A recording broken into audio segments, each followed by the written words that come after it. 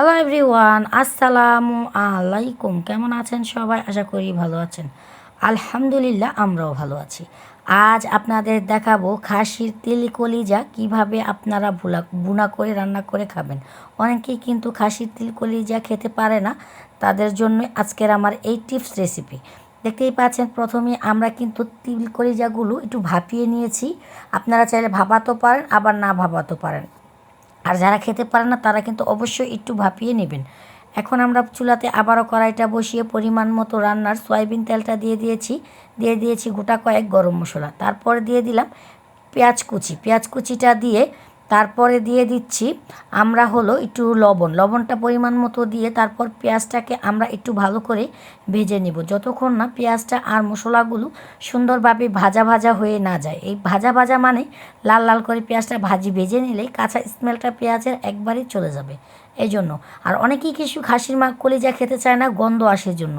আমি যেভাবে রান্না করছি এই টিপসটা ফলো করলে খাসির কলিজা খেতে আপনাদের কাছে ইয়ামি লাগবে। এখন দেখতেই পাচ্ছেন আমরা দিয়ে দিলাম পরিমাণ মতো আদা রসুন বাটা আর পরিমাণ মতো গরম মশলা বাটা। এখন আদা রসুন আর গরম মশলা বাটাটাও আমরা ভালো করে একটু নেড়ে চেড়ে দিচ্ছি যাতে পেঁয়াজের সাথে সুন্দর করে মিলিয়ে যায়। এখন আমরা এটাকে একটু ভালো করে ভেজে নিয়েছি, যতক্ষণ না মশলাটা থেকে কাঁচা গন্ধটা চলে গেছে। তারপর ভেজে নিয়ে দিয়ে দিলাম পরিমাণ মতো হলুদের ফাঁকি। এখন দিয়ে দিব পরিমাণ মতো মরিচের ফাঁকি।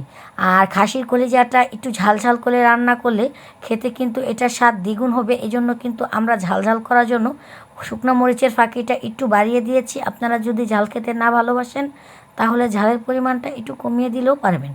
এখন আমরা দিয়ে দিব পরিমাণ মতো কিছুটা পানি, যাতে মশলাটা ভালো করে কষানো হয়ে যায়। কষানোটা হয়ে গেলে আমরা আগে থেকে খাসির তিল কলিজাটা সিদ্ধ করে রেখে দিয়েছি। এখন আমরা ভালো করে মশলাটা যখন কষানো হয়ে গেছে, এখন আমরা দিয়ে ভালো করে এটাকে একটু নেড়ে চেড়ে দিচ্ছি যাতে ভালো করে এটা মশলার সাথে মিলিয়ে যায়। আর এখানে তেলের পরিমাণটা একটু বাড়িয়ে দিবেন যাতে মশলার উপরে তেলটা ভেসে থাকে। এখন যখন আমার তিল কলিজাটা মোটামুটি অনেকটা পরিমাণ কষানো হয়ে গেছে, তারপরও আমি একটু নেড়ে চেড়ে দিচ্ছি যাতে নিচ থেকে না লেগে যায়। নিচ থেকে লেগে গেলে যে কোনো মাংসই খেতে কিন্তু একদম ভালো লাগে না, মানে পোড়া একটা স্মেল চলে আসে। এজন্য কিন্তু ভালো করে আপনাকে এটার উপরে নাড়াচাড়া দিতে থাকতে হবে। আর এভাবে কিন্তু খাসির তিল কলিজাটা রান্না করলে আপনারা দেখবেন এটার স্বাদ যে কত রকম হয়েছে, মানে একদম অনেক টেস্ট হবে। আমরা কিন্তু একদম পরিমাণ মতো ঝোল দিব।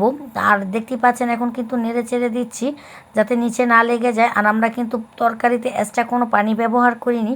সিদ্ধর পরও কলিজা থেকে যে পানিটা উঠেছে ওই পানিটা দিয়ে আমরা নেড়ে চেড়ে একদম রান্নাটা করে নিয়েছি। আর ফাইনালি কিন্তু আমার রান্নাটা মোটামুটি অনেকটা হয়ে এসেছে। এখন দিয়ে দিলাম জিরার ফাঁকি। আর জিরার ফাঁকিটা দিয়ে ভালো করে আমরা একটু নেড়ে চেড়ে দিচ্ছি ভালো করে যাতে মশলার সাথে জিরার ফাঁকিটার স্মেলটা চলে আসে। আর ফাইনালি কিন্তু আমার রান্নাটা কতটা যে লোভনীয় হয়েছে সেটা তো আপনারা দেখেই বুঝে গেছেন। এভাবে কিন্তু চাইলে আপনারা ইয়ামি এই কলিজা ভুনাটা করতে পারবেন। আপনারা যারা খাসির কলিজা একবারেই খেতে পারেন না তারা কিন্তু আমার ভিডিওটা না টেনে ফুল ভিডিওটা দেখলে মজাদার এই খাসি কলিজা ভুনাটা আপনারাও করে খেতে পারবেন। আর আমাদের ভিডিওটা যদি আপনাদের ভালো লাগে আমার চ্যানেলটাকে সাবস্ক্রাইব করে দিবেন, পাশে থাকা বেল বাটনটি বাজিয়ে নতুন ভিডিও পেতে আমাদের সাথেই থাকবেন। যারা ফেসবুক পেজ থেকে আমার ভিডিওটা দেখছেন তারা আমার ফেসবুক পেজটাকে ফলো করে দিবেন। আল্লাহ হাফেজ।